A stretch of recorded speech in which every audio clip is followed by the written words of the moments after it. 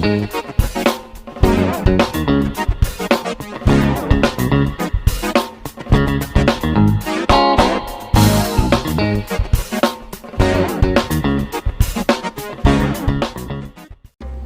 पर नजर रख रहे मिस्टर बेक को आखिरकार उसे मारने का मौका मिल ही जाता है जब वो अपनी बेटी सोक्योंग के साथ एक रेस्टोरेंट में होता है। तभी सूर्योन वहां पहुंचकर उसे रोक देती है क्योंकि वो नहीं चाहती कि उसकी बेटी के सामने कोई हंगामा हो। अगले ही सीन में हम देखते हैं कि मिस्टर बेक सूर्योन के सामने खुलासा करता है कि जिस पर्सन से इतने साल पहले जुदांते समझकर सूर्योन ने शादी की थी वो असली जुदांते नहीं है और पास में उसी फेक जुदांते ने जो कुछ भी उसकी फैमिली के साथ किया था वो सारी सच्चाई सूर्योन के सामने रिवील कर देता है। साथ ही वो ये भी बताता है कि कैसे उस नर्क से निकलने में लोगन ने उसकी हेल्प की थी, पर जिस दिन वो लोगन के साथ कोरिया आया था उसी वक्त लोगन का मर्डर हो गया था। मिस्टर बेक को डर था कि लोगन के मर्डर का सीधा डाउट उस पर ही जाता, इसी वजह से वो अब तक सबसे छुप रहा था। मिस्टर बेक सूर्योन को वो रिंग भी देता है जो लोगन उसे प्रपोज करते वक्त पहनाने वाला था। वहीं सोक्योंग और सूर्योन के रिश्ते के बीच आ रही दरार की वजह से जुदांती को यकीन हो जाता है कि वो सोक्योंग को सूर्योन के अगेंस्ट इस्तेमाल कर सकता है। इसीलिए वो सोक्योंग का ट्रस्ट जीतने के लिए उसके कहने पर कॉलेज एडमिशन के लिए हो रहे ऑडिशंस के दौरान उनबिल की परफॉर्मेंस खराब करवा देता है, जिसका ब्लेम बेरोना पर आ जाता है और उनबिल और बेरोना दोनों ही डिस्क्वालीफाई हो जाती हैं। इस पूरे इंसिडेंट के लिए ओयुनी का डाउट सीधे सोक्योंग पर ही जाता है और सूर्योन भी उसकी इस बात से अग्री करती है। तभी सूर्योन सोक्योंग की बातें सुन लेती है और उसका शक यकीन में बदल जाता है कि बेरोना और उनबिल को अपने रास्ते से हटाने के लिए उसकी बेटी सोक्योंग ने अपने फादर जुदांते के साथ मिलकर ये सारी प्लानिंग की थी। सोक्योंग को पनिशमेंट देने के लिए स्कूल में डिसिप्लिनरी कमेटी की मीटिंग होती है, जहाँ उसका भाई सोखुन उसके अगेंस्ट बोलता है। यही नहीं, वहाँ स्कूल के सभी किड्स एडमिट करते हैं कि सोक्योंग स्कूल की सबसे बड़ी बुली है जो आए दिन अपने फेलो स्टूडेंट्स को किसी न किसी तरीके से टॉर्चर करती आई है। सभी की स्टेटमेंट सुनने के बाद कमेटी अपना फैसला लेती है और सूर्योन, जो कि चोंगा आर्ट स्कूल की नई डायरेक्टर है, अपनी ही बेटी के अगेंस्ट डिसीजन सुनाते हुए उसे स्कूल से एक्सपेल कर देती है और सोक्योंग के मन में जो सूर्योन के लिए थोड़ी बहुत अटैचमेंट बची थी वो भी खत्म हो जाती है। वहीं जुदांते फिर से अपने नाम को एस्टैब्लिश करने में लग जाता है और अपने ग्रुप के साथ मिलकर वो फिर से उन प्रोजेक्ट्स को पूरा करने में लग जाता है जो पिछली बार सूर्योन की वजह से बर्बाद हो गए थे। और योंचुल, जो किसी वक्त पर जुदांते की टीम का एक इम्पोर्टेंट मेंबर था, सरप्राइजिंगली फिर से उसके गैंग में वापसी करता है। अपना सब कुछ खो देने के बाद जुदांते के पैरों में गिरकर माफी मांगने के अलावा उसके पास दूसरा और कोई रास्ता नहीं बचता। योंचुल के अलावा कहानी में जुदांते के एक और वफादार आदमी दोंगपिल की एंट्री होती है और दोंगपिल और कोई नहीं बल्कि जेनी का फादर होता है। जी हाँ, जेनी वही लड़की है जिसको सीजन 2 में बेरोना की हेल्प करने की वजह से उनबिल और सोक्योंग मिलकर बुरी तरह से परेशान करती थी। जेनी की नजरों में उसका फादर दोंगपिल पिछले 6 सालों से दुबई में रहता था, जबकि सच्चाई कुछ और ही होती है। असल में 6 साल पहले जुदांते एक लड़की का मर्डर कर देता है। जुदांते को बचाने के लिए दोंगपिल उस लड़की की डेड बॉडी को ठिकाने लगाता है। इतना ही नहीं, वो उसके मर्डर का ब्लेम भी अपने ऊपर ले लेता है, जिसके बदले जुदांते उसकी फैमिली का ख्याल रखने का वादा करता है और उन्हें हेरा पैलेस में एक लग्जरी अपार्टमेंट भी देता है। पर प्रेजेंट में 6 साल बाद जेल से आने के बाद दोंगपिल को पता चलता है कि जुदांते की बेटी ने उसकी बेटी के साथ कैसा बिहेव किया है, जिसकी वजह से उसकी फैमिली को कितना कुछ सहना पड़ा है। दोंगपिल जुदांते से बदला लेने की ठान लेता है, जिसमें उसका सबसे बड़ा हथियार होता है उस लड़की की डेड बॉडी जिसका मर्डर जुदांते ने किया था। असल में 6 साल पहले उस लाश को एक वाटर डैम में फेंक दिया गया था और बहुत कोशिश करने पर भी पुलिस डेड बॉडी को नहीं ढूंढ पाई थी। पर अपनी वाइफ के सामने एक शॉकिंग खुलासा करते हुए दोंगपिल बताता है कि डेड बॉडी वाटर डैम में नहीं बल्कि हेरा पैलेस के फेमस फाउंटेन में है। जिस वक्त वो मर्डर हुआ था तब हेरा पैलेस में उस फाउंटेन कंस्ट्रक्शन का काम चल रहा था, जिसका इंचार्ज दोंगपिल था। जल्दबाजी में उसने उस डेड बॉडी को फाउंटेन में हाइड कर दिया था और अब जुदांते से बदला लेने के लिए उसे उस बॉडी की जरूरत होती है, क्योंकि उसी की हेल्प से जुदांते के क्राइम को साबित किया जा सकता है। अपने इसी मकसद को पूरा करने के लिए दोंगपिल हेरा पैलेस की वाटर सप्लाई को साबोटाज कर देता है, जिसे ठीक करने के बहाने से वो डेड बॉडी को ढूंढने के काम में लग जाता है। वहीं अपना प्रोजेक्ट सक्सेसफुली कंप्लीट होने के बाद जुदांते एक शानदार होटल में अपनी टीम के साथ सेलिब्रेट कर रहा होता है। तभी वहां एक बिन बुलाए मेहमान की एंट्री होती है, जो कि और कोई नहीं बल्कि मिस्टर बेक होता है और वो अब चुपकर वार करने की बजाय फेस टू फेस जुदांते का मुकाबला करने का फैसला करता है। मिस्टर बेक के होटल से निकलते ही जुदांते फोन पर किसी को उस पर नजर रखने का ऑर्डर देता है। पर जैसे ही जुदांते अपने घर पहुंचता है, मिस्टर बेक उसे वहीं बैठा मिलता है। वो चोन सोजिन से कहता है कि वो जुदांते का काफी पुराना फ्रेंड है और कुछ दिनों के लिए उनके घर रहने आया है। जुदांते मिस्टर बेक से पूछता है कि वो क्या चाहता है और उसके डार्क पास्ट को छुपाने के लिए मिस्टर बेक उसकी कंपनी में 50% शेयर्स की डिमांड करता है। उधर जेल से निकलने के बाद ओयुनी अपना एक बिजनेस एस्टैब्लिश करती है, जिसे देखकर हेरा पैलेस के रेजिडेंट्स के मन में ख्याल आता है कि नया काम शुरू करने के लिए ओयुनी के पास आखिर पैसे कहां से आए हैं। ये न्यूज़ जल्द ही सूर्योन के कानों तक भी पहुंचती है और जब सूर्योन ओयुनी से मिलने पहुंचती है तो वो बातों बातों में इसके सामने जिक्र करती है कि कैसे लोगन की डेथ वाले दिन उसके अकाउंट से $10 बिलियन का एक बड़ा अमाउंट विड्रॉ किया गया है और वो पैसे किसके पास है ये कोई नहीं जानता। पर जैसा कि मैं आप लोगों को पहले भी बता चुकी हूँ कि लोगन के वो $10 बिलियन असल में ओयुनी के पास होते हैं।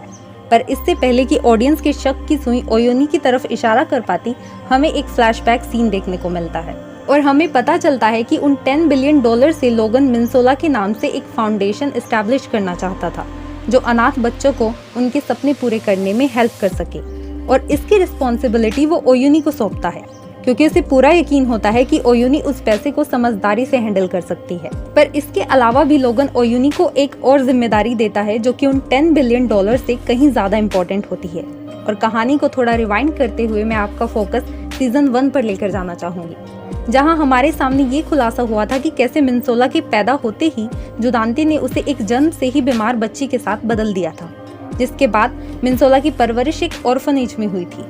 पर अब हमें पता चलता है कि ये सिर्फ आधी सच्चाई है, क्योंकि जिस वक्त लोगन ओयुनी को वो $10 बिलियन वाले लॉकर की चाबी देता है, वो उसके सामने एक और सच्चाई का भी खुलासा करता है। लोगन ओयुनी से कहता है कि सूर्योन ने उस वक्त जुड़वा बच्चों को जन्म दिया था, जिनमें मिनसोला के बारे में तो सब जानते हैं, पर दूसरे बच्चे के साथ जुदांते ने क्या किया था इसके बारे में किसी को नहीं पता है।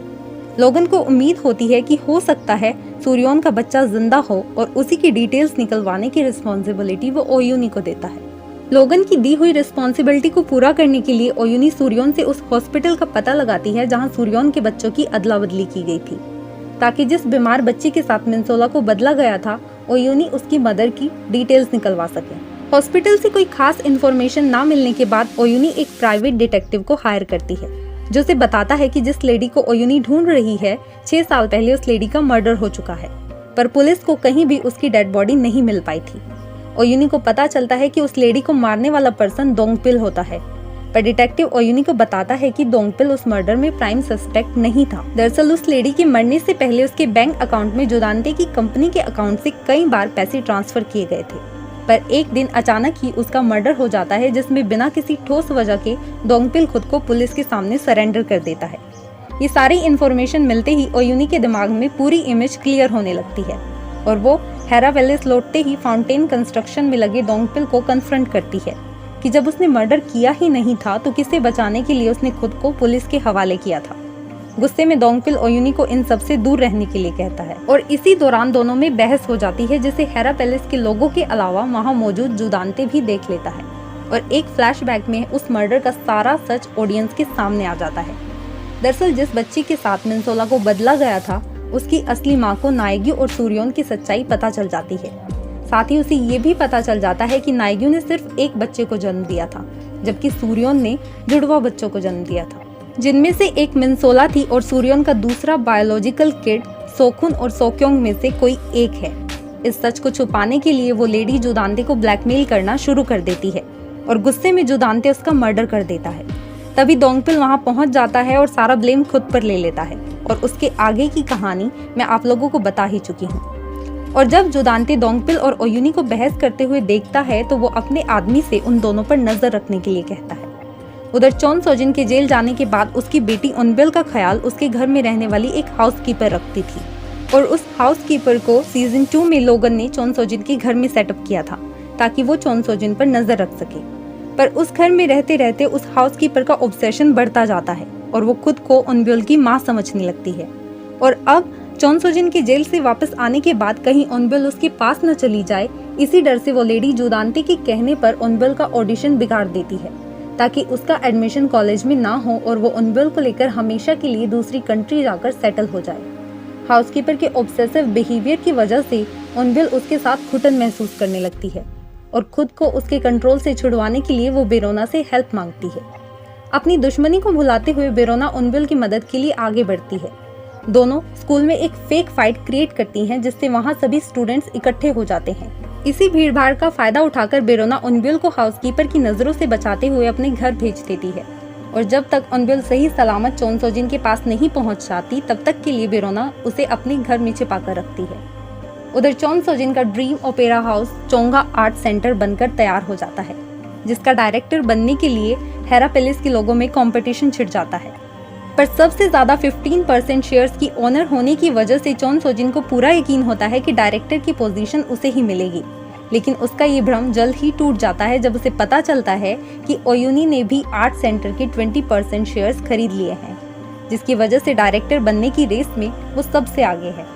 यहीं से रूमर्स फैलनी शुरू हो जाती है कि लोगन के $10 बिलियन ओयुनी के पास हैं, जिन्हें वो पूरे मजे से उड़ा रही है। उन पैसों की लोकेशन का पता लगाने के लिए जुदांते और बाकी सब ओयुनी को फॉलो करते हैं।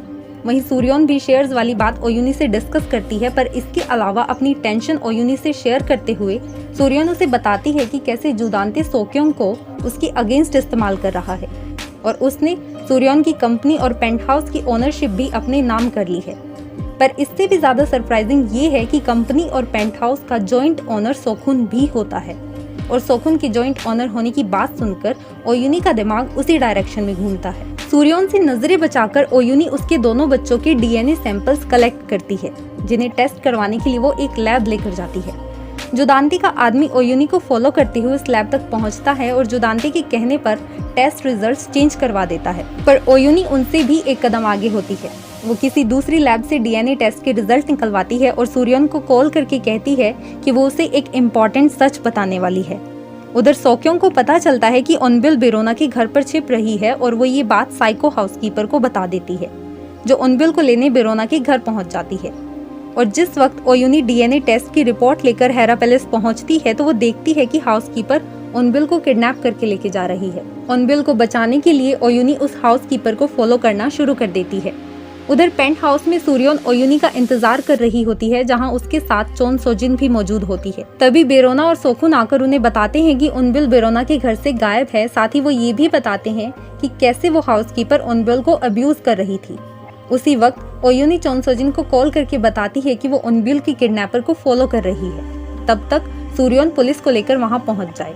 फोन डिस्कनेक्ट करते ही चोन सोजिन और सूर्योन पेंट हाउस से निकल पड़ते हैं। वहीं अपनी मदर ओयुनी की सेफ्टी को लेकर बेरोना बुरी तरह से डर जाती है और उसका ये डर बिल्कुल सही होता है, क्योंकि हाउसकीपर उनबिल को लेकर सीधे जुदांते के पास पहुंचती है, जिसे फॉलो करते हुए ओयुनी भी वहां पहुंच जाती है और जैसे ही उसे मौका मिलता है वो उनबिल को छुड़वाकर वहां से भगा ले जाती है। पर इस बार जुदांते उसे फॉलो करना शुरू कर देता है। ओयुनी उसके बच्चों से जुड़ा सच सूर्योन को ना बता दे, इसीलिए जुदांते ओयुनी को जान से मारने का इरादा बना लेता है। और इससे पहले कि ओयुनी सूर्योन को बता पाती कि सोक्योंग उसकी बायोलॉजिकल डॉटर है, वो इस मुसीबत में पड़ जाती है।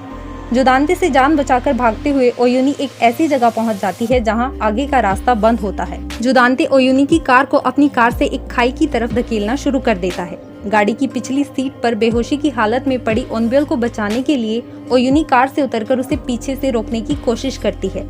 तभी पुलिस की गाड़ी के सायरन की आवाज सुनकर जुदांते वहां से भाग जाता है और उस वक्त भी ओयुनी उनबिल को बचाने के लिए गाड़ी को पीछे खाई में जाने से रोकने की कोशिश कर रही होती है। और अगले ही सीन में हम देखते हैं कि 6 साल पहले हेरा पैलेस के फाउंटेन में छुपाई उस डेड बॉडी को ढूंढने की कोशिश में दोंगपिल फाइनल स्टेज पर पहुंच जाता है। पर जैसे ही फाउंटेन के उस हिस्से को तोड़कर वो लाश को बाहर निकालता है तो अपने सामने वो ओयुनी की डेड बॉडी को देखकर शॉक्ड रह जाता है और इस तरह से कहानी की one of the lead and important character ओयुनी की डेथ हो जाती है। पर इस वक्त सबसे बड़ा सवाल ये है कि ओयुनी की डेड बॉडी हेरा पैलेस तक कैसे पहुंचती है और अब जब ओयुनी की मौत हो चुकी है तो सोक्योंग और सूर्योन के रिश्ते की सच्चाई कैसे सबके सामने आती है।